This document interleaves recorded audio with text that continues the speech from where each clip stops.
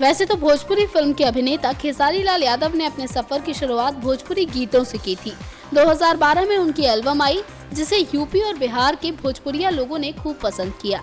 वैसे तो उन्होंने कई गीत गाए हैं, पर बहुत सी भोजपुरी फिल्में करके भी उन्होंने अच्छा खासा नाम कमाया। उनकी फिल्म जिसका नाम दबंग आशिक है, बहुत जल्द रिलीज होने वाली है। अभिमन्यु मित्तल इस फिल्म के निर्देशक हैं। इस फिल्म में खेसारी ने एक गरीब बाप के बेटे का रोल अदा किया है, जो कि एक बैंड में काम करता है। वैसे इस फिल्म को लेकर निर्देशक खासा खुश हैं। उनको खेसारी और काजल राघवानी की जोड़ी पर पूरा विश्वास है। इस फिल्म में दर्शकों को प्यारे लाल के गीत के साथ अविनाश झा का संगीत सुनने को मिलने वाला है।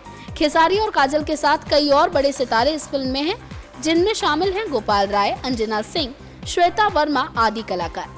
वैसे खेसारी लाल यादव अपनी कई फिल्मों में लीड रोल कर चुके हैं। खेसारी बहुत सी भोजपुरी फिल्मों के साथ ही अभी हाल फिलहाल में छोटे पर्दे पर कॉमेडी नाइट बचाओ में दिखाई दिए थे।